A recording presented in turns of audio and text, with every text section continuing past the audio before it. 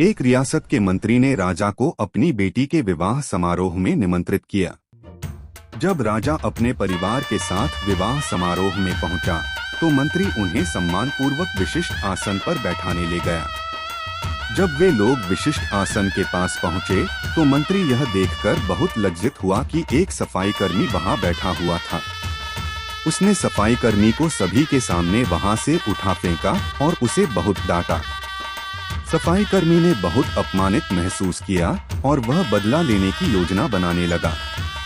अगले दिन सुबह जब वह राजा का कक्ष साफ कर रहा था, तभी जानबूझकर बड़बड़ाया, राजन कितने नादान हैं। उन्हें यह पता ही नहीं कि रानी और मंत्री के बीच क्या चल रहा है। राजा आधी नींद में था। यह क्या बकवास कर रहे हो? उसने पूछा। महाराज, मैं पूरी रात सो नहीं पाया।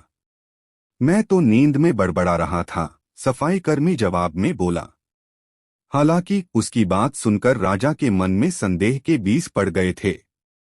सफाईकर्मी के जाने के बाद राजा ने स्वयं से कहा, सफाईकर्मी की बात बिल्कुल सच ही होगी। वह तो महल के हर कमरे में जाता रहता है। राजा अब मंत्री से चिढ़ने लगा और समय समय पर उसे अपमानित करने लगा। एक दिन तो उसने द्वारपालों से यह तक कह दिया कि वे मंत्री को महल में घुसने ही न दें। मंत्री राजा के व्यवहार से बहुत चकित था, लेकिन कुछ विचार करने के बाद उसे समझ गया कि सफाईकर्मी ही इसके लिए जिम्मेदार हो सकता है। मैंने उसका अपमान किया था, उसी का उसने बदला लिया है। अब मुझे उसे दोबारा प्रसन्न करना होगा, तभी वह राजा निगाह में मेरा सम्मान दोबारा दिला सकता है, मंत्री ने सोचा। एक दिन उसने सफाईकर्मी को अपने घर भोजन पर आने का हार्दिक निमंत्रण दिया और कहा, मेरे दोस्त, मुझे क्षमा कर दो। मैंने तुम्हारा अपमान किया था। मुझे गलती का एहसास हो गया है। इन सुंदर कपड़ों को उपहार के रूप में ग्रहण करो। चलो मेरे साथ भोजन करो। सफाईकर्मी प्रसन्न हो गया। वह सोचने लगा, मंत्री तो अच्छा आदमी है। मैंने ही उस दिन गलती कर दी थी। अब सफाईकर्मी प्रसन्न था और प्रयास करने लगा कि मंत्री के बारे में राजा की धारणा बदल जाए। एक बार जब वह राजा के कक्ष में गया तो राजा सो रहा था।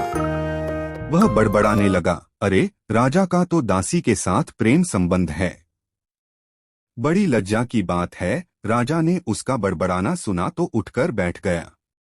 राजा ने सफाईकर्मी को बहुत डांटा।